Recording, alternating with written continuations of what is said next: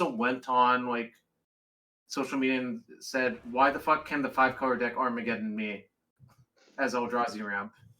Which is a valid like complaint, honestly. Is a valid. Yes, I definitely don't think that question's like remotely as broken compared to like Zerna combo or Luris Delver or Luris Ant or Gyruda combo. I actually think probably the one that lasted the least amount of time was really broken was Cascade Valky. Yeah, that one lasted like 3 weeks before they changed the rule. Yes, and it was only MTGO deck. No one had to suffer through it IRL, thankfully. Yeah, wait, I did actually own the cards IRL. Wait, I did actually own the. Wow. Wait, why was it an MTG only deck? Because like peak COVID, there was like no in-store play. Mm-hmm. Yeah, because that deck was also an aberration. It was like 10 lands, 12 forces, or like 8 forces plus 4 misdirection, 8 spirit guides, 8 cascaders, and 3 Valkyries, and that was the deck. Can you ask to collaborate with me? Because I think you turned collaboration off, Jarvis. I don't think I turned it off. I don't know how to. It's like streamed together, right? Yeah. I literally can't do it for you, but I can do it with literally everyone else. Well, most people. I'll just invite you. Yeah, can you invite me? Because I can't invite you. There we go. And we have to mute the guest star thing. So mute all of this. Notify followers. Mute audio. Yes. Turn mic off. And then we need a merge chat. Hang on. Test. Okay, cool. All right. Did you guys know how this format works? And before we start, Jarvis, are there any decks you'd like to include in here? I get a screen share. Yeah, I got you. I'm trying to remember. I think this is everything somehow. Was there anything pre-2010 that were missing beyond Flash Hulk? So, I think Survival Vine is like those are like the only 2 big bannings, because the other bannings were like Time Vault, which never actually saw play because there's a rules change and immediately banned. That's not true. It saw play in exactly 1 GP because you could use it with Flame Fusillade to ping your opponent out, but I don't think the deck was actually very good. No, because they changed the rule of how Time Vault was errated and they immediately banned it. Why isn't Oko? There is Oko on here. Row 8. It's the 5-color. It's 2019. I don't think that one. I think that the 2020 is a slightly more broken version. Are we glossing over Check and Grixis Control from 2017? I don't think those cards were remotely oppressive. Those decks. Well, the only card that was oppressive in the deck was, I think, Deathrite Shaman, but it propped up a lot of things. Yeah, but I don't think the deck was oppressive, but Deathrite Shaman was homogenizing, so I would not put those decks anywhere near the most broken decks of all time. Okay, so we've hit everything then? There's nothing here that you guys would add? Yep. Okay. Here's what we're gonna do now. Do you guys already have your list, or do we want to take a quick like 5 minutes to get the list? Because I already have my list. How many do you want me to pick in what order? So the way this works is so the most broken is number 1. And what we're gonna do is once a deck is at the highest it's going to be. Oh, you can change chat to Jarvis, by the way. By the way, one thing, Luris Breach was never a thing. The deck got banned before Luris was legal. It wasn't Luris Breach. It was Jeskai Breach and then Luris Ant were separate decks. Oh, so does Luris Ant belong on here? Yeah. I don't really remember people playing it, but it sounds. Oh no, it was very brief. I don't think the deck was like broken or anything, so you can put it on there. But I think realistically, the Luris Delver was definitely better. Right. But like Luris Ant was also what year broken. is The issue is Ant? like 2020, pretty sure. Maybe 2019. When was Ikoria printed? I'm checking real quick. April 17th, 2020, May 15th, 2020. Around then. ANT with Probe, that's a good point. Probe ANT was a little bit better. it's kind of complicated to say, but yeah. So it's interesting because I think like you can make a case that there's a bunch of cards that were all together in certain shells that made things really unpleasant, but they didn't lead directly to one broken deck. Okay. Like the Probe, Deathrite, Young Pyromancer thing, Cabal Therapy thing was all like in one package in a few Grixis style decks. Probe Therapy was an A and T, but it's not like clearly the problematic card is Probe there, but I don't think it made the decks like super insano busted, if that makes sense. Yeah. Okay. Yeah, I don't think Probe Ant or Probe Delver were really that broken. Okay. No, I think I agree with that. All right. Well, I think I have my. Do you guys have your 5? So the way this works now is we're all going to put our 5, and as soon as a deck is the highest it's going to be on this list, then we discuss. So basically, if I say number 5 for me is like Breach, and then I'll ask you guys, do any of you guys have Breach higher? And if the answer is no, then I make my case for it. And we try to make our case for our top 5. Okay. Does that all make sense? I think I have a rough ordering, yeah. Okay. Calvin? Yeah, I'm just consulting the index and figure out my most broken decks are. Just finalizing my list. All right. I'm gonna write my list down so that I have it, and then we'll do it as we go. So let me get a piece of paper here. Actually, I can just write over here. So let me actually do my 5. So I'm gonna do.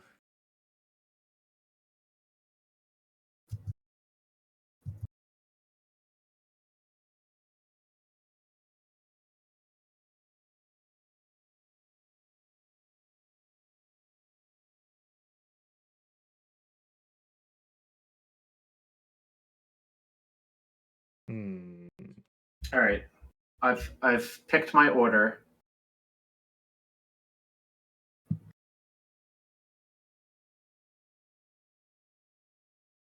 All right, I got my order too.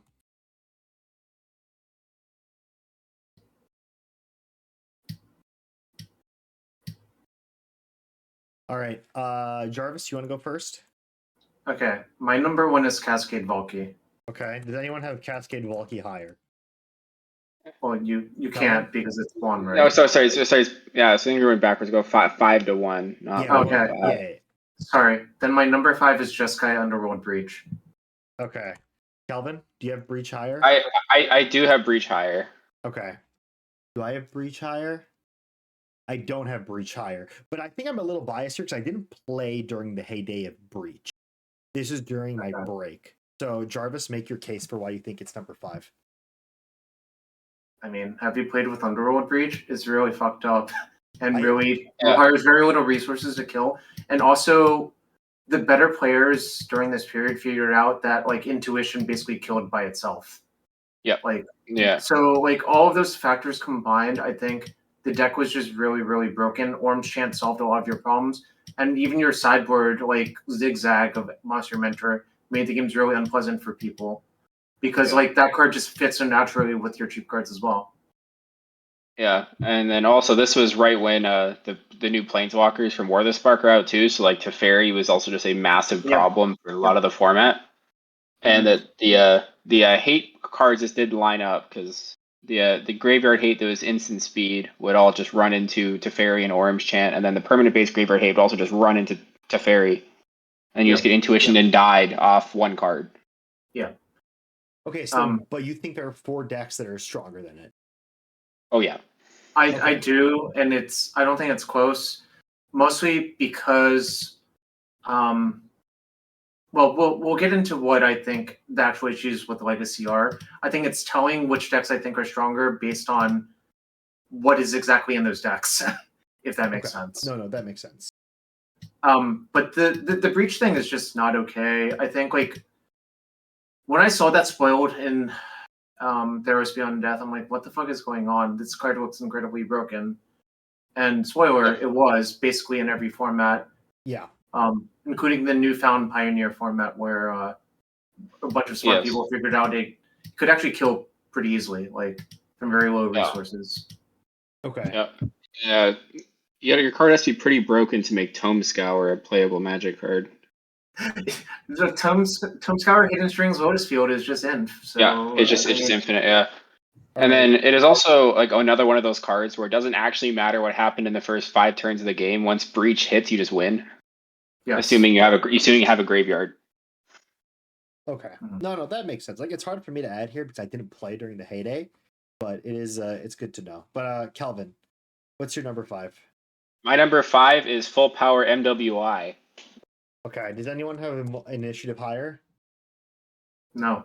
Okay. It's actually not on my list, period. Yeah, So I have not on my list either. I have that was when I was playing the format. Came back from a hiatus, and just that because like the entire strategy that is now currently really good in Vintage was pretty much existed in Legacy minus 7 cards. It's basically minus Strip Mine and Moxes. Mm-hmm. And I mean, Clarion Conqueror is pretty big, but generally just turn 1 White Plume Adventurer, even if it was off your only card you would cast that game, would just win. And then also just like it had a really good mid-range matchup, it had a really good combo matchup, and it was only slightly dogged to a blue-red Delver, but just kind of beat everything else. And just mulliganed insanely well. And yeah, I mean, the initiative is just a mechanic that Legacy decks are just really not equipped to interact with because like Mon just don't really engage in combat. And even just had a bunch of really good hate cards against the combo decks with Archon of Emeria, Spheres, Chalice, etc. And then also Anointed Peacekeeper is also just a pretty robust hate bear. It also just had 3 power for some reason. And also Vigilant just protected the initiative. Did you run Spirit Guides in this deck? Most people not really. did not. There was there was like a green version that had Elvish Spirit Guide in Once Upon a Time. Yeah, but for the most part, you just had quad Chromox, quad Lotus Petal, and that's all you really needed. Because you said quad Chromox, quad Lotus Petal, 8 Soul Lands, and you're trying to go 3-on-1, 4-on-2. Mm-hmm. And sometimes you just have a hand that was just like Lotus Petal, City of Traders, White Plume Venture, White Plume Adventure, and that hand just wins. It just wins easily on 4. And WPA also had like Pseudo Vigilance, right? Yes, it has Pseudo Vigilance, and then also it was a Stompy deck where your first threat always found your 4th mana source, or your 3rd mana source if it cost a Lotus Petal.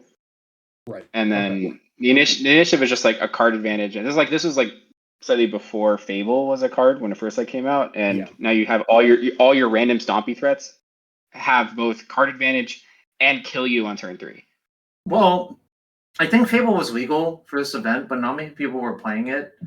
I mean, I played as a Delver because Iteration was still legal, and I thought that deck was just incredibly broken as well for obvious reasons. But I think I felt like I was slightly unfavored versus Mono White, but I think really it was just die roll dependent, which made it really unpleasant. Yeah, it definitely was die roll dependent, but being a forcible deck means you're slightly more likely to steal on the draw, I found. And then also, Delver was definitely a deck with a bunch of flyers, so random Vigilant 3/3s were slightly worse. So I had a pretty decent win rate in the matchup from the Delver side. That makes sense. The all right. So also like I also was playing Snuff Outs too, and that made the matchup a lot better. So my number 5 is Carnforge with Bauble. Yes. Does anyone have Carnforge with Bauble higher? I do not. Well, I don't have it in my top 5, so okay. It's not on my list either. I think. That's funny considering you, but yeah.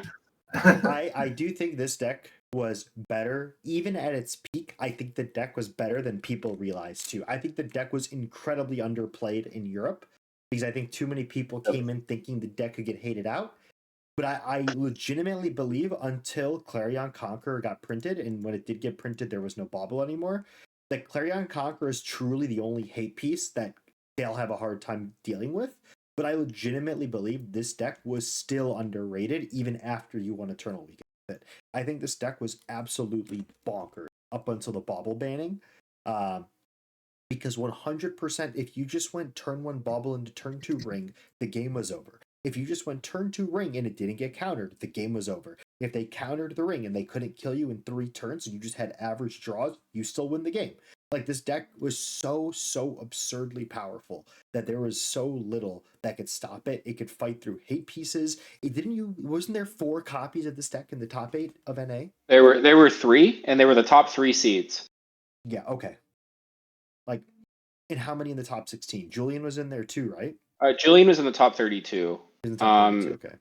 So I think we had 7 players on the deck, and we had right around 80%. We had right around an 80-ish% win rate. And after the top 8, our tournament win rate went down. Okay. Because our team was only 3-1 in the top 8, so that actually dropped our overall win rate. I legitimately believe this deck deserves to be in the top 5 most broken decks of all time, only because I think one, I'm going to be a little biased because I didn't play during the heyday of like Breach, but I do think that the Bauble deck, even when it won Eternal Weekend and people were ready for it, it was still egregiously underplayed for how powerful it is. Yeah, I mean, also I think a lot of the heuristics for the previous builds of that deck were just like, oh yeah, they're playing City of Traders, they were playing a Tower Nexus mana base or whatever, and those decks were so much worse against Karns and Null Rods. And then they also weren't necessarily had colored sideboard cards. They were just kind of folding to a lot of the hate pieces. But after Tournament Weekend 2024, like, okay, this is a sideboard plan with colored hate pieces and a much better mana base that just kind of invalidates Null Rods. If you're null rodding, you need to be like null rod plus combo or null rod plus kill on turn 4. Null rod and then win eventually, which is simply not a plan. Even though it used to absolutely just destroy the Karnforge deck. Prior to, it was mainly the printing of Glaring Fleshraker and Kozilek's Command, and then adding colored and then Planar Nexus so that he could play colored sideboard cards. Yeah, I mean, I see Brain's point, but I think there's a little bit of recency bias here for him. Like, he admitted that he hasn't played a lot of older Legacy, I think is probably the best way of putting it, right? Like, I stopped in 2014, like 2015. So I basically played from like 2004 to 2015, and then I took a 10-year break, like an 8-year break, basically. Yep. Well, you were playing Legacy before that, is what you're saying. So yeah, so I basically stopped playing Magic right around, what was the printing after Khans and Theros? It was Theros. Battle for Zendikar. I stopped a week before Battle for Zendikar came out. Yeah, I mean, that... Okay. And then I came back a week before Phyrexia All Will Be One came out. That's an interesting hiatus time. Well, I skipped all the Commander. I basically left the heyday of competitive Magic and came during the biggest downturn of competitive Magic. Yep. But yeah, I mean, clearly the Forge deck is broken in some ways. I just think, like, relative to the other decks on this list, I wouldn't put in my top 5. Is okay. No, that's fair. All right. Jarvis? Yeah. Number 4. Flash Hulk. Ooh. Specifically Steve Satan's version of the deck. Yeah. Which is actually very different from the stock version of the deck back then. Yes. Yeah, so the countertop version with Quirion Dryads. Quirion Dryads was stock, but the countertop was not. The countertop meant you auto won all of the mirrors because you would just play top counterbalance and the game would be over. And you just float a flash, then eventually you win with whatever random creature. Alvin, do you have it higher? I have Flash Hulk in the same spot. I also have it at number 4. Interesting. I have it higher. So I actually went to this Grand Prix. It was like maybe the second or... We don't discuss this yet. We discuss once it's been the highest point that it's in. No, I'm just saying I'm giving historical reference of I was there, I didn't play this deck, and I really regret it.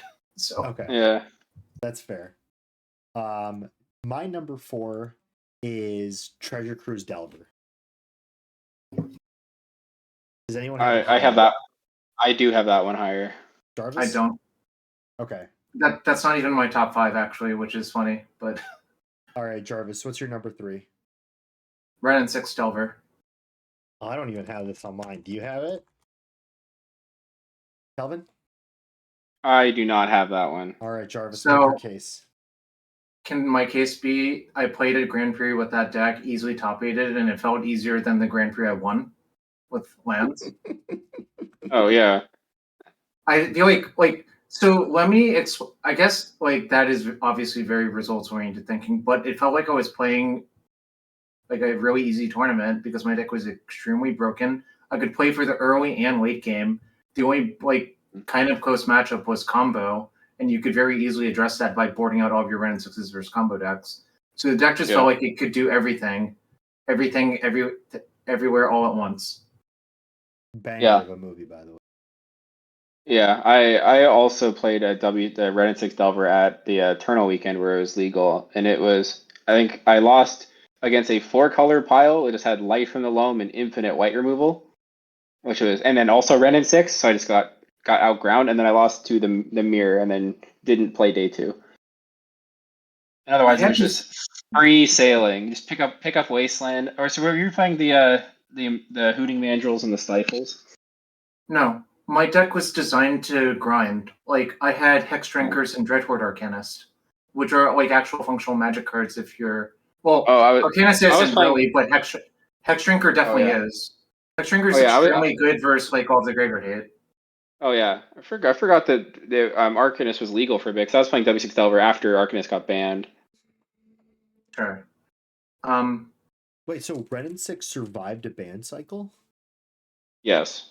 I'm pretty sure Arcanist went first. No, that's wrong. Ren and Six definitely went first, and you could play Arcanist on MTG for quite a while, actually. We're gonna need a fact check. I know. This. Well, right. I lost to MOCS finals to Death and Taxes as Arcanist, Teamer Arcanist Delver.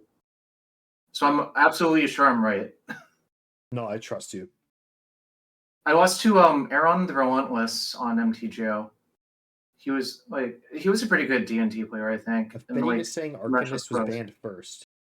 That is 100% not right. Let's take a look. I mean, I will just go look at the finals I lost. Legacy BNR history. I have 3 Okos and 4 Arcanists in my deck and 0 Ren and 6. I definitely would have played Ren and 6 if I was allowed to.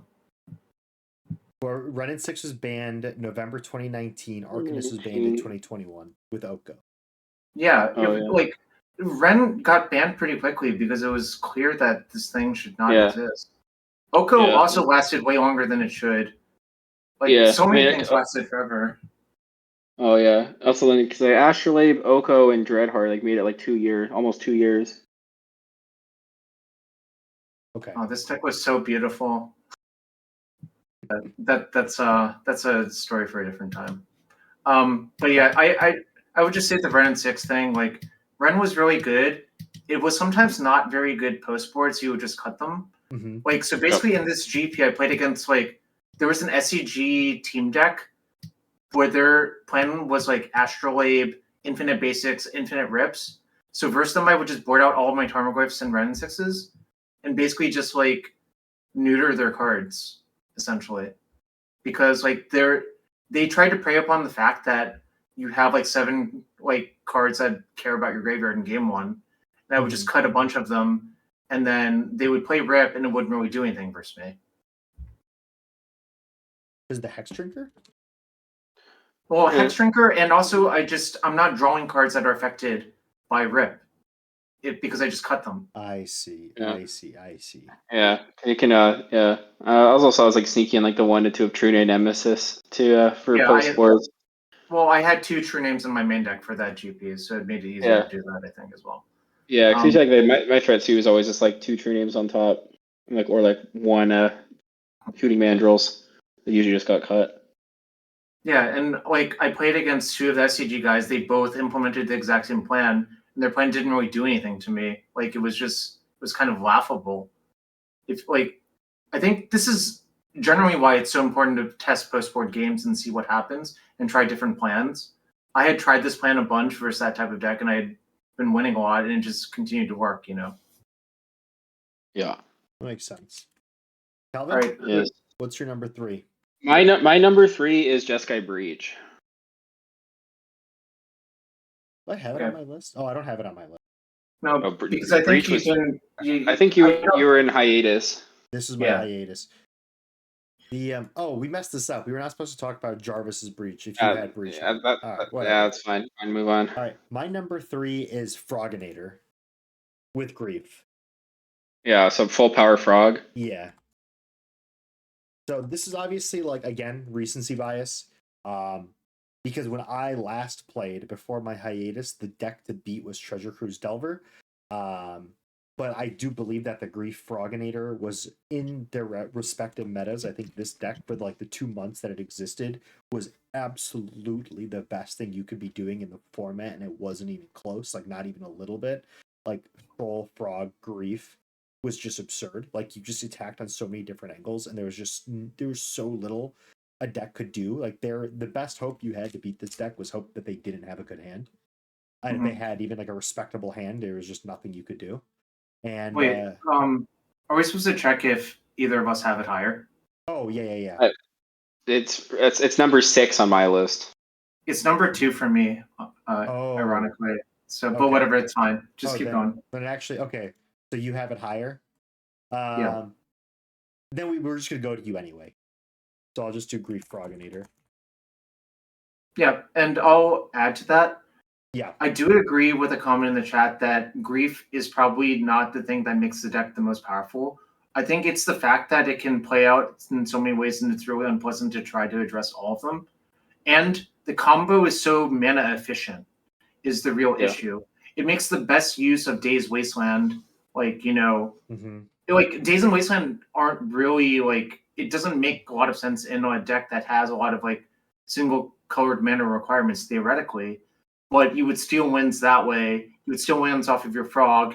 You could board out the Reanimator package if you want to. You could just board out your other plan and just go full Reanimator. It was just, the problem is there were so many ways to configure their deck, and all of them like kind of just pummeled your opponent depending on what they did, especially if you could predict how they would sideboard. The craziest thing about this too was that this deck existed for like close to a year and a half, 2 years, before people realized how broken it was. Like before MH3 when Frog got printed, like every card that was legal. I remember it was the February showcase of Pro Tour Murders at Karlov Manor when this deck had its breakout appearance with 4 versions or 3 versions in the top 8 of the early February showcase. And I remember every card in this deck was legal for at least 6 months before this deck popped up. But wait, I think Frog was after that Pro Tour though, right? Well, I think Frog and Grief are only legal together for about a month or a month and a half. Yes. But I'm just saying, before Frog got printed, this was still the best deck. Yeah. I don't really agree with that. I think Frog really fixed like basically all of the problems the deck had. So Frog was both a 1-card backup plan that also played well into your main plan. Right. Do you think what do you think disgusting. was the best deck then in this meta before Frog got printed? Breakfast? I don't remember. I think the Breakfast deck is massively overrated for like I think it has so many issues. The creatures are really bad. Its backup plan is not good. I'm a notorious Cephalid Breakfast hater, which is funny because that's like one of the first decks I really liked in 2004 Extended. So that's why I think I'm like a little bit more honest about the deck. I just don't think it's good, and people continue to play it. So Okay, and you don't remember this meta then, the pre-MH3 meta? No, not anymore. Like it's hard for me. Like I could go back and look at what I was playing then, maybe, but it wouldn't really tell me what I should have been playing. Honestly, no, that's fair. Because it was the band cadence. Because like Initiative and Delver were like the 2 best decks. They were in 2023 and they were banned. Because like the 4-color control deck was like fine. The Show and Tell was fine. Like the blue-black tempo deck was just unplayable. I don't know why people played that over Reanimator. This was during the time that Rug Delver was like the de facto tempo deck. So I will tell a funny story about the Frog thing. Now I remember this. Ross showed up to an Apex event playing the Reanimator deck, but he didn't have Frog in his deck yet, even though it had just come out that weekend. And I looked at his deck and I just replied, "Where are the frogs?" Todd Anderson replies to me saying, you can't cast Frog in this deck, which is clearly an absurd response because their sideboard Dothy Voidwalkers. So that just makes no sense. And also, I talked to Ross later, and he's like, "Oh, I just missed it. I clearly should have had Frog in this deck." Which is so like, but Ross still wins the Mox Chat, even without the Frog in his deck. So that's just like, I don't know. I mean, sometimes you don't even need to cast it. It's both blue and black. It pitches to all your things. Right. It does everything you want it to. Like, I don't know. Like, it's hilarious to me. And if you're really desperate, you can just discard all your cards of Frog and save your opponent's dead. I think that's like probably an underrated play. And like it auto wins the Moonstopping matchup in game 1 if you do that, actually. Yes. Oh yeah. No, I think the funniest interaction is that you could, if you had a Frog in play, you could always just like leave your fatty in the graveyard in a Reanimator mirror if you wanted to. And then just like, they have reanimate, I'll exile it. And then your opponent could never, because you could just have reanimate and reanimate their thing. Yep. You're so much less punished. The reality is I don't let my opponents have Frogs in the reanimated mirrors if possible because exactly. You just have to kill them. And then your opponent has graveyard hate and you're just like, Frog. I will solo the game with my Frog. Yeah. All right, Calvin. What do you have as your number 2? My number 2 is Treasure Cruise. Ooh. Oh, we fucked this up again. You were supposed to tell us. No. I did tell you. Yeah. So now we discuss. Yeah. So I think Delver is always broken, or it always becomes really good whenever there's a card advantage engine, whether it's EI, Dread Horde, or Ren and 6. But Treasure Cruise is like by far the best card advantage engine, like in that sort of deck. And that's also in Pro was legal as well. Yep. So it didn't really matter how you built the deck, just the combination of Force of Will Days, Delver, Wasteland, Probe, Treasure Cruise, and then a smattering of random stuff. Like the deck was like so good that it made Monastery Swiftspear playable in Legacy. Dude, this deck was a burn deck. I remember this deck was essentially a burn deck. It was 4 Chain Lightning, 4 Monastery Swiftspear, 4 Young Pyromancer. So it was a burn deck. Yeah, it was like a burn control deck that just laughed in just ripped right into countertop. Like it just didn't care. Dude, and I think, I mainly just every time your Delver deck can like sometimes like Delver, if like I draw a few too many lands, you're on hard mode. If you draw 4 or 5 lands, but this one did not care. You just could not flood, and you could outgrind anything. Yeah, and then it was also like very very easy to also just like cruise like on turn 3. Go like threat counter cruise. So let me ask, why do you think Well, I played this GP, and I personally think for the amount that the Izzet like Cruise Delver deck was played, it kind of got destroyed. Like I will read out all of the 13 2-betters in this GP. Number 1, BBD Jeskai Blade with Cruise. You could argue that's a similar deck. It's actually quite different, I think, structurally because there are no like 1-drop creatures. So I don't think that's the same. Number 2, Tom Ross playing Infect. Okay, well, that's really an anomaly because Tom's just an insane person. But number 3, ANT, Royce Walter. Number 4, Counterbalance Miracles, Philip Schoenager. Number 5, Standstill, Lamb Fan. You probably remember this because Lamb played against Tom in the Swiss. And Sudden Shock. He won the Swiss match because of Sudden Shock. Yeah. In his Standstill deck, which is insane because no other person has Sudden Shock in that room. I can guarantee you that. Yeah. Number 6, Mud. I don't know what's going on there, but my suspicion is a lot of the Cruise decks probably just don't have enough counterspells for the Mud deck. Number 7, Miracles with Stoneforge. Number 8, Dan Jordan playing Izzet Delver. Number 9, Sultai Delver. It doesn't even tell me who it was. Number 10, Ross playing Elves. Number 11, Eli Cassis playing Grixis. Number 12, Miracles, Thomas Lechek. I can't pronounce the name. I think well-known Czech guy. Then Omnishow, and then Bob was playing Jeskai Delver with sideboard Counterbalance top, which was interesting because that should auto-win those mirrors. And JP was Sneak Attack, and yours truly, number 16, with Dig Blade. So I think the Cruise Delver deck was actually massively overrated. For how, Cruise is clearly fundamentally broken, but I think in that metagame specifically, it wasn't even like clearly dominant, is what I would say. I would say the Delve cards were dominant, but I wouldn't say the Cruise Delver deck was, if that makes sense. No, that makes sense. It's hard to like I didn't play in that GP, but I was obviously like very in tune with the metagame at the time, and I definitely picked up this deck and I won a local 1K with it in college using only one volcanic island. Because that's all I could afford when I was in college. Right. And I had steam vents in this deck, and it just did not matter unless I played the mirror, in which case I lost because of it. And that's why I and those were half of my losses in the mirror were because of the stupid steam vents that I had to shock in. Yeah, I mean that's going to be how it be. Okay, my number 2 is Flash Hulk. So now that Flash Hulk is on here, okay, I knew about Flash Hulk because of like being like playing, but I didn't like play in the tournament scene. And Kelvin, neither did you. So Jarvis, obviously, like I'm rating it much higher than you two, but give us your kind of your 1-2 on Flash Hulk.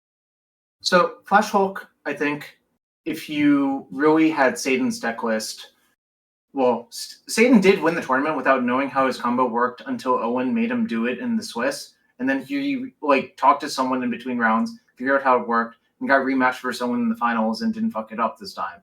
So that's kind of funny. But realistically, if you just look at the number of banned cards in this deck, it's an insane number. There's four Counterbalance, 4 Mystical Tutor, 4 Senses Divine Top, 4 Flash. Basically, a reasonably good sideboard plan where you could just board into 4 color Counterbalance by cutting all of your Flash stuff and boarding in 4 Korean Dryads and 3 Swords of Plowshares. So, like, the deck was just incredibly fucked up. It's also one of these things where the combo doesn't actually eat that much of your deck space. And what I mean by that is you only need 4 Hulk, a Kiki Jiki, a Karmic Guide, a Carrion Feeder, and a Body Snatcher. Almost everything else was like not very necessary. I remember Menendian had a version with Archon Ravager, Disciple, and a bunch of zeros, but that was just worse than playing a more compact version because if you like make it as small as possible, you can fit in more real cards into your deck. Yeah. If they were to unban Protein Hulk, well, Protein Hulk's not banned actually, right? No, Flash is. Yeah, Flash is. Like you can still kill someone with Protein Hulk if you have a sack outlet, but the problem is having a sack outlet and also getting into play. Like it's just not worth it. I will also note another funny thing about this tournament specifically was Future Sight was not legal on Friday or Saturday, but it was technically legal on Sunday. But the GP started on Saturday. I think if you had seen this deck with Summoners packed in it, it would have been extremely unpleasant. Like even more unpleasant than it was. That makes sense. There would have been one Summoner. There would have been one Summoners packed, and I bet all of the sideboard cards would have been like Tarmogoyfs instead. Like instead of Quarian Dryad. Yeah. The are all of our number ones the same deck? I think we're all Cascade Valkyrie. Yeah, we're all Cascade Valkyrie. Well, right? I actually quit playing Legacy on MTG because of this deck because it was really not fun to play against and it was really broken. So I just watched people play with and against it. So like Cascade, like playing Cascade Valkyrie is just like watching like people knife fight in the parking lot. It's just like very. Isn't Cascade Valkyrie just if Mississippi River was a good deck? Like that's what it is much much better than Mississippi River, and also Mississippi River can just play 12 Force OLs. Yeah, exactly. Like, deck building. It was very simple. You had like 15 lands, 8 Cascaders, 8 Spirit Guides, 12 Force Negation, Force of Will, Misdirection, and then random whatever, like Brazen Borrowers or Minsk and Boo or Mystical Dispute or a random thing you want. And you just turn one, rip a Valky. Yep. Yeah, I'm trying to find it now. Basically, just imagine Temur Rhinos, but your cards don't suck. And that's the deck. Yes. Oh, also you could play with Uro and Oko in this deck. I had forgotten that. Mm-hmm. So your backup plans were good too. I'm looking it up now because I was just and also just like it was just rug. So you had both the Spirit Guides were just on color and just cast your spells. Yeah, I mean, I remember the Zoomers decided that they were just going to start main decking Commandeers for the mirrors because that was the only matchup that mattered, which is like kind of brilliant, honestly. Like, if your metagame is so inbred that like there's really only one deck, you should just play the best hate card for the mirror, which is Commandeer in game 1. Because because isn't that what they were doing in Rhinos too at one point in Modern? Wasn't that like a thing? I mean, yes. Yeah, people did it. It wasn't that great. I mean, people did it. Yeah. It's interesting because it's like this deck, nothing got banned from it, right? Well, the combo got functionally banned. There was even more than a banning. They changed the rules in order to make it not work anymore. So I will note you can still bring to light for Valky for God knows what reason. Like I think that's fine. That's like a 5 mana for a 7 mana. Like the reduction is like sort of okay. But technically, you could also like Shiko for your Valky out of your graveyard if you want to. That is correct. Yeah. Because like, but yeah, you definitely knew that deck was a little bit broken because it just mostly because you played 4 misdirection. Like all it cared about was making sure your counterspell did not counter Valky, and it was playing cards that were pretty bad otherwise. Let's do this. Let's add a 6th. If we all pick the same one for Valky, I think it's like obviously this deck was so absurdly broken. Sure. Let's pick a 6th. My 6 would be Frog and Eater. Okay.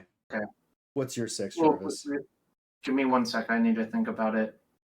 Let me think about it too. Yeah, like my other honorable mentions are the Zerda or Garuda combos. Well, those were around. I think I know. And then and Luris Delver. Dude, pre-nerf Luris was insane. I think for me, it's Mystical Tutor Reanimator, like 2010, 2011. Yeah. Oh, yeah. Right after Entomb got re-unbanned. Mm-hmm. I think I'm gonna actually go with Vengevine Survival. Okay. But only the later versions where people figured out that you could actually break the deck even more if you knew how to build your deck correctly. And what I mean by that was the actual best version of the deck ended up being like Abzan, basically, and you had Enlightened Tutor for both the survival, but you could also use Lion's Eye Diamond with survival activations on the stack to cast your Necrotic Ooze faster.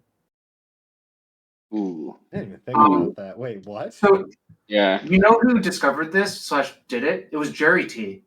Okay. Jerry is actually really underrated for a lot of things. He figured out how to break so many things that other people didn't break by just doing research and just like thinking about it. So yeah, I'm gonna go with Vengevine Survival, but only the version that like later they figured out that you should have the ooze. You should have ooze, 1 or 2 Lion's Eye Diamond in your deck, the full survival, and a bunch of Enlightened Tutors. You still needed to play Basking Roll and Vengevine because they were just good in like other games, but the deck was really like weaponized to be like just like kill as quickly as possible. It didn't even bother with Brainstorm a lot of the time, I think, because that just you didn't really care. Yeah. Well, you didn't really care about finding cards. You cared about finding survival, and then survival found everything else. Right. So that would be my pick. I don't think either of you were playing Magic then, right? No. I think was like Survival got banned in 2006. 2009. No. 2009. Yeah, so I played this deck. I played this deck in summer of 2009. I think it got banned in fall of 2009, if I remember right.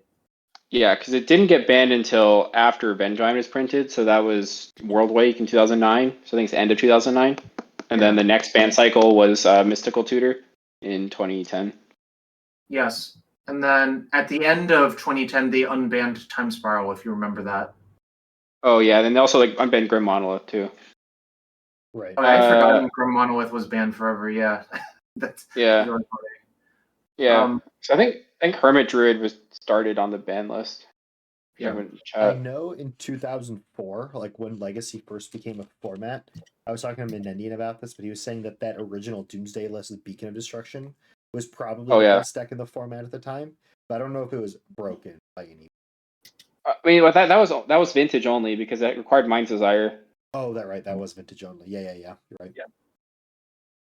Yeah. Also, I don't know. I think funny back then is that I think Bizarre Baghdad was banned way before the dredge mechanic was a thing because of World Gorger combo. That makes sense to me. Yeah, that's really funny because, I mean, I think if you unbanned Bazaar and Legacy, the only thing it would do would make Dredge really good and be unpleasant. It wouldn't even do anything else, obviously. Yeah, I mean, think, yes. but you obviously can't unban it because it would just be the vintage deck because the vintage deck doesn't really do anything besides that. Yeah, I mean the only cards that actually plays that are banned in Legacy is like Mental Misstep. Yeah. And like that's it. And sometimes they run power, but it's kind of like 50-50, right? No, I think it's not even 50-50. Yeah. Dredge never runs power. There are like Survival Vine or Deathrite Shaman mid-range Bizarre decks to play with like Hogak. Mm-hmm. But Dredge, like the only cards that play that are banned in Legacy is like Mental Misstep and Strip Mine. Makes sense. Yeah, the rest of the deck, if you look at it, it looks like the worst power you've ever seen, and that just tells you how broken Bizarre Baghdad is. Like it's just and so Grief. funny. Yeah, Grief is another card that got banned in Legacy, but that's not really a core component to the deck. It's just good interaction. Okay, so for honorable mentions, I think the first one is Zerda for me. You guys have any I think I have. there? I think I have every companion. So both Zerda, Gyruda, and Lurrus were all. So I think Lurrus was the most broken. Zerda was the second most, and then Gyruda was just like an abomination.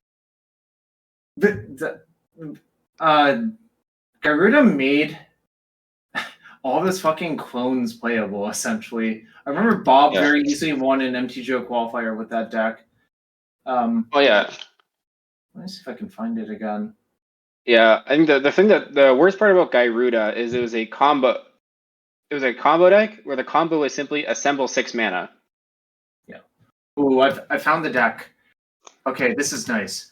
Also, for those of you who don't know, I don't think the mechanic was pay 3 to put in your hand by this point. You just cast it from exile. So Lion's Eye Diamond was perfect for this shit. Exactly. Yeah. This was pre-nerf. Like post-nerf, Gyruda is unplayable. Yeah. Pre-nerf, this deck was disgusting. I will read Bob's deck out. 3 Phantasmal Image, 4 Text Duplicate, 4 Phyrexian Metamorph, 4 Restoration Angel, 1 Sakashima the Imposter, 4 Spark Devil, 2 Thought-Knot Seer, 1 Dragon Lord Call again, 3 Gyruda Doom of Depths, 1 Maelstrom Wanderer. Alright, let's kick this. 4 Chalice, 4 Chrome Mox, 4 Lion's Eye Diamond, 4 Spell, 8 Soul Land, 4 Cavern, a Gemstone Caverns, an Island, and 3 Tundra. So it's just this is the most. It's just an abomination. Holy fuck! Where did you find this video of me playing in 2014? Someone, dude, sorry, I am so confused at how they found it. No, dude, how did you find this? I forgot this existed. It's me playing Bug Delver. That's Bug Delver. Is that like is that Team America? Yeah, is that Team America? I don't actually remember playing this at all. I don't remember this at all. Oh yeah, there's a bunch of like old footage of me playing at the Card Kingdom locals from starting in 2014. Dude, what? Tombstalker, nice. All right. Anyways, Garuda. Enchantress. That deck. Yeah, and then the Zerda deck was like equally as absurd. I think Zerda was actually a better deck than Gyruda, mostly because 100%. Actually, you could actually play it in a control deck and kill your opponent that way. Whereas the Gyruda deck, definitely a glass cannon, but a really powerful glass cannon. Yeah, so it's also a glass cannon that did not actually lose that much hate because you have to. It does not care about graveyard hate. Right. So the way you have to win is you just like have to either like remove the Gyruda and hopefully Gyruda doesn't mill into a second Gyruda, or you have to like meddling mage Gyruda, or you have to hope you can counter Gyruda without having one of the 4 of caverns appear. But do you think Zerda was the best companion deck, but Lurrus was the most broken companion because it was just so good all over the place? I'm gonna just click on this thing. Oh, people were allowed to play Lurrus Delver in this event, but Bob still won because the Cavern Gyruda thing was actually just really good versus Lurrus Delver. Like they didn't give a fuck. So I think the Luris Delver had to be on like the Jeskai build with the 4 main deck meddling mages, and then the matchup was pretty easy. Yeah. Did I play? But like that was the only hate. Like no other hate really interacted with Gyruda. You just had to hope they mulliganed, or hope they didn't have Cavern. Yeah, I'm just looking at all of these decks. They all look. Oh my god, Sultai Delver Luris. What the fuck? Dude, Yeah. I don't remember that. Sorry, I'm like enamored by me playing from 10 years ago, from 12 years ago right now. Yeah. What happened to that Underground Sea, brother man? I don't even know. Those weren't mine. I think I was borrowing the stacks. I didn't own Underground Season like for a long ass time after this. Nice. It's so funny that nowadays the best land for Zero decks is the only land that turns out to be. Oh, yeah, you cannot play Urza Saga in your Zero deck, which honestly is kind of a real trade-off. So they probably should just unban it. But like, also, I'm sort of. I sort of just support banning all companions just conceptually because they shouldn't exist. Except for Yorion. Yorion's my baby. That one can survive. I think that one's neat. Okay, I mean, I guess that one has some sort of charm to it, but I mean, just conceptually from a design standpoint, who the fuck like approved these in that meeting? Yeah, well, everyone's like, let's make every format commander. I mean, that was the idea, wasn't it? Like quite literally. Yeah. Also, I thought the silliest thing was that combo based or companion decks that were based around a combo using the companion that also allowed you to play multiple copies of companion in the main deck. At least like the thing about Luris is you could only play the one on the sideboard, but like Zerda, they randomly just tacked on an activated ability, so you could play 3 main deck Zerdas and 1 sideboard Zerda. Like they just didn't need to do that. And then Gyruda being I think Obosh should cost 4, so you can't actually play. So you can only play Obosh as companion, and Gyruda should cost 5. So you can't put Gyruda in your Gyruda deck. You kind of leave Obosh alone because it's like so bad. Like you just have to leave it alone. Like it's just not playable anywhere. So like just let what was that person's name who would just 5-0 with the worst monocolored decks you've seen in Modern? God, what was their name? I don't remember anymore. They would also have like 4 blast zones in their deck. Huh? Someone in the chat remembers. I'm trying to remember. I really cannot remember. M Hayashi, that's what it is. There you go. Shout out to whoever M Hayashi is. They're a real one. They played so many Obosh red decks. Yes. Oh yeah, Obosh. I think my favorite is Omori. That's like that kid is really bad, but at least that's got like a little bit of like flair to it. What is Omori again? You have to have all cards of one type. Yeah. Yeah. So you can have lands and cards of one type, and then when it enters, you name a card type, and then discounts all card types by all that card type by one generic. So there was a Modern deck where if your opponent had Omori, you just knew they were Golgari Cabal Coffers with the plan to name sorcery. And I'm just like, why is this even your companion? It doesn't seem ever good to me. Like, just what are we doing here? But yes. Omori. And also, like, I've seen some like Omori Enchantress, but that one's a little worse. Sure. Yeah, it's not great. Yeah, I think Karuga is fine. Karuga's the one that cheats a lot because your opponent casts like Fire Ice on turn 2, and you're like, what the fuck? That's cheating. Yeah. Or like Fire Ice on turn 2. Yeah. Yeah, or like Brazen Bar, or they had like Dead Gone. I'm like that's some BS. So, fun fact about Luris and Ikoria was when Sam Black was working on MH2, a lot of the cards got changed because he just kept building Luris combo decks with like the broken cards. So the Academy Manufacturer used to cost 2, but then it costed 3 because of Sam. But Sam also, like, when he read that file, he's like, these are a mistake. You shouldn't have done this. Wait, which But it was already Sam Black. Sam. Oh, yeah. Yeah, didn't they almost also put Doomsday and Caracas into one of these sets? Oh, Sam put the kibosh on both of those pretty fast as well, I think. Yeah, because they tried and were like, they actually printed Oracle, and they're like, oh, you should just put Doomsday in a mod. And we're like, what? Even if Doomsday were bad and Modern, it's just not pleasant. Like, really, like, it's just I tolerate it barely in Legacy because whatever, Legacy is where most design mistakes live, and it's fine. Yeah. But you do not want to reprint that. Like, Recross the Paths being legal in Modern still drives me insane. But whatever. Recross the Paths. I also think the issue with Recross the Paths is now a full MDFC mana base is actually playable in Modern. Yeah, exactly. That used to not be the case. Right.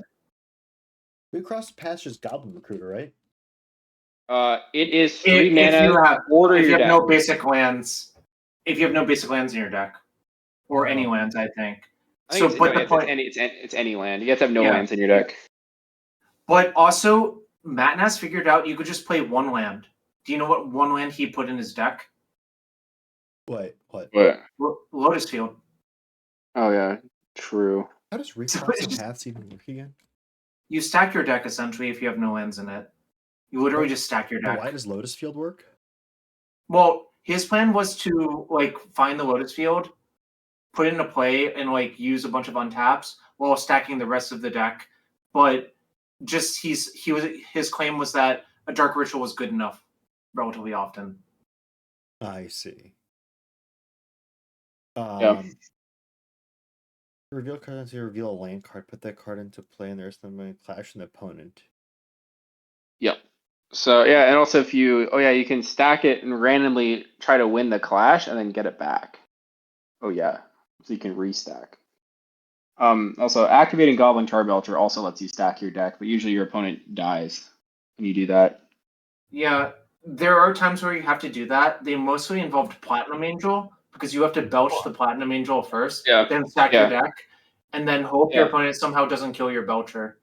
Yeah, so I've done that against D&T. But the cards in question were Aegis of the Gods and or Leyline of Sanctity. Sure. Oh, so you just keep belching all of their creatures until you I would belch their Aegis, or just belch a random creature, pull Hull Breach on top, and then a Hull Breacher or Hull Breach on top and Lion's Head Diamond under it, and just go blow up your enchantment. Wait, that's hilarious. Or Rick Reverent Silence. Yeah. Reverent Silence is definitely less good because you could get wastelanded. But it has 3 Aegis in play. It's Aegis, kill one, put LED on top, kill the other one, put LED on top, and kill you. Mm-hmm. Yes, yeah. Here, let's talk about the actual list now, because we were pretty similar, but there were some pretty stark differences. So obviously, Jarvis is our resident boomer, and we invited him after last week when we realized we needed someone who actually knew what happened before 2010. So God bless that we've got him. Thank you, Jarvis. Mm-hmm. And then, but I do want to talk about. So obviously, we all had Flash Hulk. Why didn't you like Grief Froginator, Kelvin? Mainly that when I was playing against it. I think it was the best thing to do, but largely I was always having success playing other things.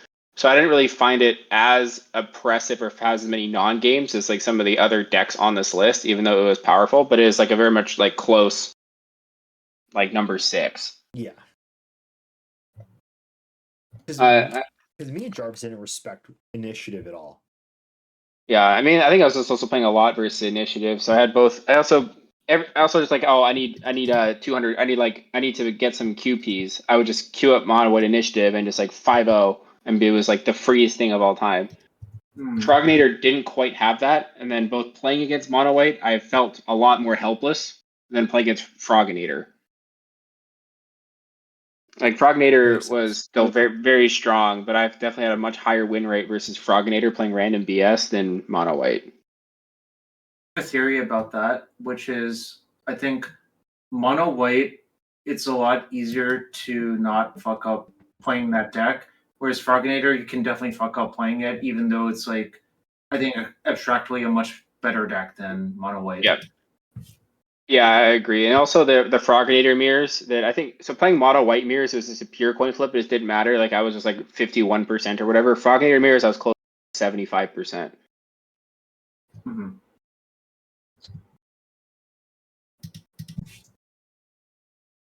Also, people were kind of allergic to playing Gristlebrand in the Frognator deck for a while, which was really confusing. because you had grief in your deck, so you could just convert all of the cards that you drew off of the Gristlebrand into like actually disrupting them immediately. If you wanted to do that. So that's why I never really understood why people were so anti that. Yeah. I think people were just like very much scared of Bowmasters, but I didn't find playing around Bowmasters to be that difficult. No, but Bowmaster wasn't really played in that meta. Like when Frog came out, Frog largely replaced Bowmaster. Yeah, like you barely saw Bowmaster. Yeah, so I think people were not playing Gristlebrand because they were scared of the theoretical Bowmaster, even though that wasn't really a thing you should be scared of and was not that hard to play around. Yeah. Because you get to a point in like the black mid-range mirrors is that you just sit there with your big ass lifelinker, and then they have to basically you have to double port lands for the entire game. Yeah, no, that makes sense. And if they ever don't have 2 mana, they lose. And I know the other big difference in our list was our choice of Delver deck. Jarvis went Red and 6. We both went Treasure Cruise. But interestingly, Jarvis's point about the GP having no Treasure Cruise is actually pretty like damning in his favor. Well, no, I mean there was one, but I'm saying the Izzet Cruise Delver deck was heavily played in that GP, and it sort of got destroyed. Mostly because I think it doesn't matter if you draw 3 cards if your opponent can just beat you on card quality, which is kind of what happened. Yeah. Also, it wasn't that there wasn't Treasure Cruise; it just wasn't the Delver deck. Because I think like a lot of the decks were having Cruise in general. So also mainly just choose the Delver as like the preeminent Treasure Cruise deck, where it's more just Cruise decks in general were broken. Sure, and that I would definitely agree with, and I might have but that was not like what was said to be the goal of this thing. So I didn't really. Yeah. So I mean, and then also I think the probably the most broken Delver deck after that would be the Luris, like the pre-nerf Luris version. But that one was both online, pretty much online only, and really that long. It was like 3 months, 4 months. Yeah. When did Magic come back after the pandemic? Because I started playing after my hiatus, like right when Magic started coming back. So I think that was like 2021. It was like depends on who you ask. For what it's worth, there are still a reasonable number of COVID cases. We shouldn't really discount that and just be careful about that stuff. But obviously, most people are fine. There's a lot less sickness about it. But I would say I think late 2021 was when events started coming back, and 2022 is when they really started coming back. Is what I would say. Yeah, that makes sense.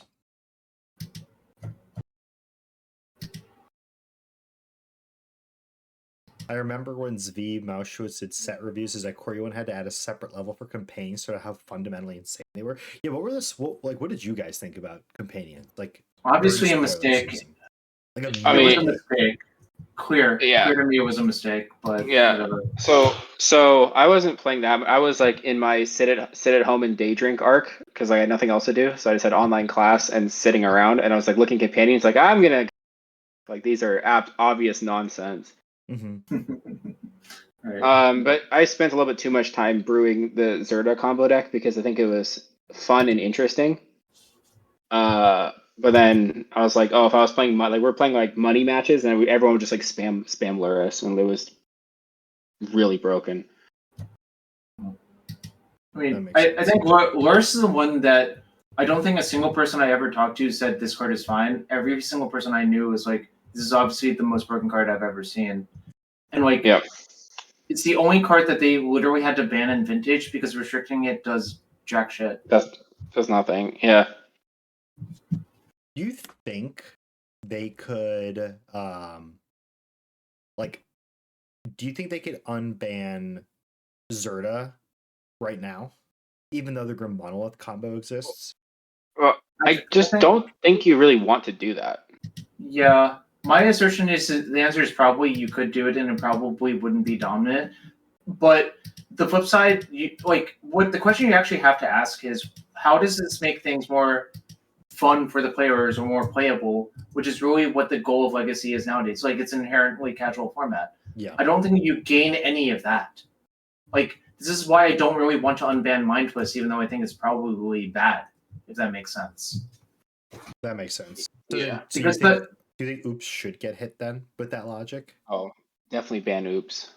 well, so I think from a power level perspective, Oops is probably not too broken, Mm-hmm. but it is fairly unpleasant for most people to play against that deck, I would say. So Yeah. if that is literally your only goal, then yeah, probably. But I don't think that's clearly that's not their only goal. There is a line to toe. I don't know exactly how they toe it. Yeah, no, that's fair. No, because I largely agree. I think if you were to ask me what my number one goal in Legacy is, like, it's not to win Eternal Weekend, it's to get more people playing Legacy.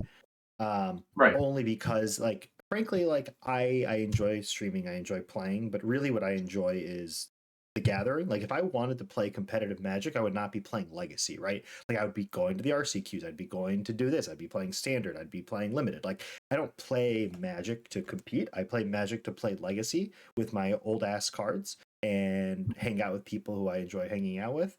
And to me, it's like I want to make that community bigger. So to that end, I do think that Oops should be banned because I think it makes the game less pleasant for them. But I also agree with you from a raw power level perspective, it's fine. Yeah. I was definitely find that deck very unpleasant. Ideally, we should just unprint all the MDFCs and then let Oops exist, and then it's fine again. Because I think the glass cannon turn one combo decks are, I don't think they're a bug in Legacy. I think they're a feature to have access to. Yeah. But they need to be of an appropriate level where they are glass cannon and interactable, and they should have at most a win rate of 50%. When you have Oops consistently puts up 55, make an actual metagame threat, then I think it's slightly overstepped what an appropriate level for a glass cannon combo deck should be, especially a turn one combo deck. I think the deck that embodies the turn one combo is the Necrodominance turn one deck. I think that one is a fine turn zero deck to exist because it loses to a lot of hate and also it can whiff itself. But Oops being effectively deterministic with a ton of protection, with honestly like the thing with the Necrodominance deck is it can't really sideboard, but Oops can sideboard very well, which is a big deal. Yes. Yeah. I also think like the preeminent, well, I was like 20 for like 13 Belcher is a totally appropriate glass cannon combo. Russian foil stomping grounds. Exactly, Russian foil stomping grounds. But I think Oops all spells getting to actually play like lands is just some BS. Like you're having Oops builds to just only playing like 1 or 0 Crow boxes. Like what?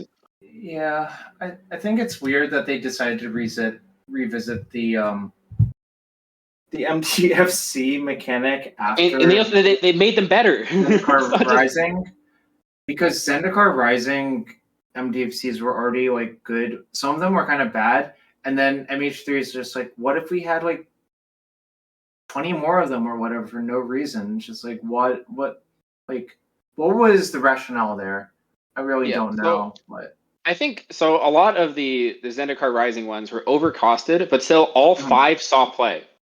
Yes, because I think the MDFC is just incredibly broken as a concept. Even though like no one wants to actually play Turn Timber Symbiosis, it being a land is just insane.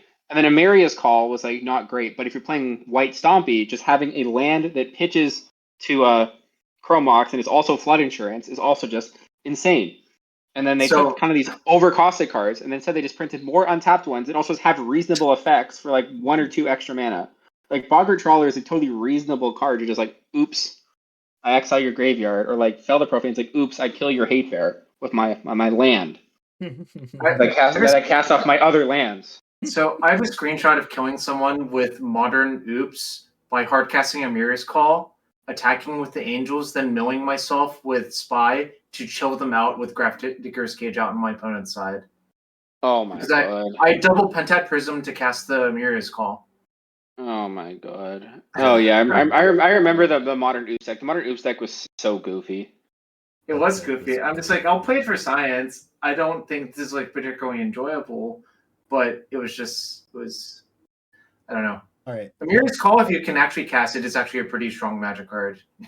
Yes. So I have a lot of us playing Amaria's Call because we had like a little bit of phase where we're trying to get Moat Stomp or Angel Stompy to work again. Oh my and gosh. Amaria's card is like the perfect card Yeah. for Moat Stompy. Let me ask you guys this. Jarvis, I know you need to get going soon, so we'll do this quickly. But are there any cards on the Legacy ban list that you think would make Legacy more pleasant? Probably not, but let me check before I'm saying no right now, but let me actually check. I think there's a few. I think there's a few. I think one. I think well, I think we should unban Grief, but maybe we're not ready for that conversation yet. No, that card is miserable. That card is just miserable to play against. I want my Grief back. Even if it's reasonable power level, like it's just a miserable ass card to play against. Do you guys think Windfall could be legalized? I definitely want to unban Frantic Surge. I think that card is fun and interesting. I think Survival would actually add a lot to the format and enable a ton of decks. I think the problem is they don't want to unban it because it would probably turn into like a $500 card overnight.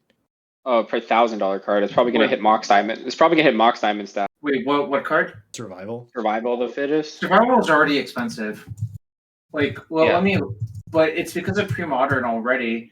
If you want, it's already $250. Like, it's a combination of pre-modern and also it's obviously just commander staple. Yeah. Like who doesn't want to have search for every creature? I do think it would make the format better because it would enable a ton of cool decks that don't exist right now without breaking the format. I think it would enable a ton of cool. I think it would enable one deck. Do you think Cradle would run it, or do you think they would rebuild the deck significantly? No, I don't think Cradle.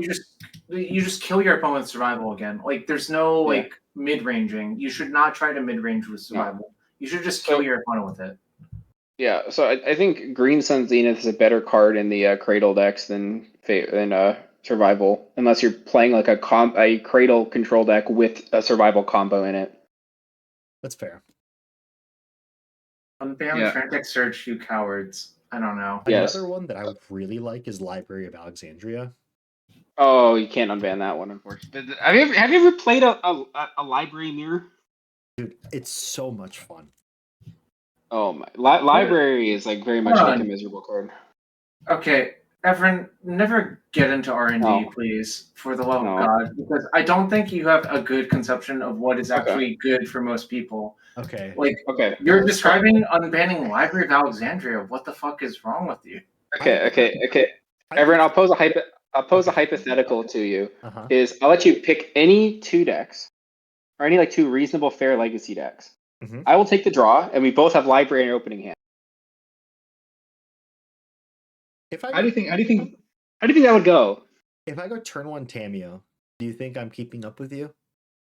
And you just go turn one pass, draw a card? No. You're already dead. Tameo will be dead, or some nonsense is going to happen with like, I don't know. So you cannot do this. It's just not real. So I think like a hypothetical. If let's just say you had Tameo on the play, Tameo Brainstorm. So you're gonna ultimate by turn 5. By that point, I've drawn 5 additional cards. I'm up 5 cards, and you are currently down a card for now because you just have a Tameo that's not doing anything besides taking up, which is an irrelevant effect. Okay. No, I see what you're saying. I do think there's a lot of checks for it with how aggressive the format is, but I do see the argument for keeping it banned. Okay, then. But hold on. Let me propose a counterpoint. How good do you think Library would be in an aggressive deck? And let me tell you, any deck with a lot of cheap cards, Library is really fucked up because you just draw 2 cards per turn, throw off your cards at your opponent, and they die. It's like not even close. Yeah. Or it's even better. You just like also like the baubles are also just insane. Like you just basically get to like draw a card. You get to just play a bunch of things with cast triggers, recoup all your cards. It doesn't matter what you cast. You just cast some cheap cards, and your opponent just loses. It's just not fun. Or the worst play pattern is you just pass with 7 cards in hand. They go cast a spell. You're like, cool, draw a card, force it. I have cards in hand. Go to my turn, drop to 7, drop to 8. Jamie, Jarvis versus Harain is the rage bait equivalent of an unstoppable force meeting an immovable object. Oh, Okay. Well, I don't okay. think you're rage baiting. I think you just say things without thinking. I just don't think you've played enough library mirrors. Exactly. Yeah. I mean, I probably So I've never actually played the library mirror. I have. It's really not pleasant. Yeah, I've played a good number of library mirrors in Vintage. I have an interesting proposal. I think we should ban the Oops creatures, but then unban Hermit Druid. I've heard this argument a few times. I think that one is kind of interesting. The thing is, though, like, because Hermit Druid is basics, right? Yes, so you get to play a very functional deck, but with no basics, but your card is a creature that has to tap to activate. Yes, so it's weak to removal. Correct. It's weak to removal, and also it's not castable off Dark Ritual. Well, actually, a good point. That's true. Yeah. I don't know. So I think it'd be interesting. So you can definitely play like Pokemilky Bug Shit Pile, splashing the Hermit combo. So it would functionally replace Cephalid Breakfast as that kind of combo deck. Except the Hermit is a 1-card Cephalid combo that has Summoning Sickness. No, I mean, I don't think they'll do it, but because I just don't think they would experiment that heavily with Legacy. They're like a very aggressively hands-off approach. Correct. Yeah. But okay, Jarvis, what about you? Did you see anything in here that you think would actually make the format more pleasant? I think I would not change anything. Okay. If anything, the only thing I think you can do is ban a few cards here and there. I don't think you can really unban any of those cards. And like, yeah. Well, I think probably Frantic Search is the closest one. Or Earthcraft. Yeah, Earthcraft I don't think is I think that's a do nothing card. Yeah. Yes. Do you think someone suggested Goblin?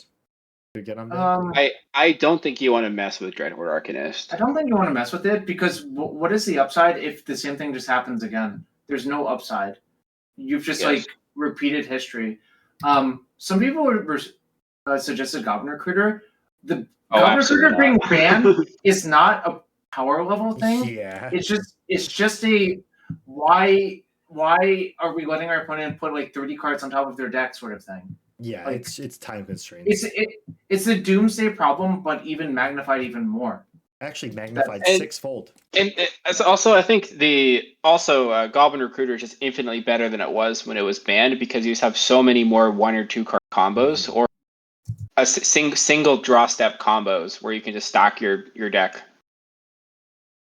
And also, like, because it was banned way before like Moxus or Conspicuous Snoop or Cavern of Souls or random stuff like that, and it was still broken when it was banned with the random Onslaught Goblins. Mm-hmm. Yeah, no, you cannot mess with that one. I mean, basically, a lot of the cards on here are just miserable in one way or the other, so you can't really unban them. Or they actually would just like warp the game, or they actually don't function as magic cards, like Falling Star. So so once it just unbanning Falling Star, I'm just like, well, that's not a magic card. That's just okay. Interesting. I think the difference is though Goblin Recruiter is like fine. Like on its own, like you could just throw that in whatever and it's like fine. But Recross the Paths people don't play because it actually has some deck building restrictions to it. But Goblin Recruiter is just I'm just gonna throw it in my deck because why not? Like there's not really an opportunity cost of playing it, right? Yeah, so it's also just a 1-card combo where you can play like a very reasonable Goblin mid-range deck that just has a 1-card combo. I do want to say that I know Parker was memeing with that question. He knows very well, but we're getting memed. We're getting okay. I have a fun hypothetical. What if we unban Memory Jar? I was thinking about this. I'm glad you brought it up. Actually, I was actually just thinking about this. I think Memory. That's an interesting proposal because I don't think Jar is good. Let's bring. I don't think Jar is actually good. I don't think Jar is that good. However, we are in like a Goblin Welder Convergence, and that seems like a fun area to me. So I think you could unban Jar and it would actually probably not be very good. That's my assertion. So probably you could do it, but if I'm wrong, it will be really, really bad. So that's why they probably won't pull that lever.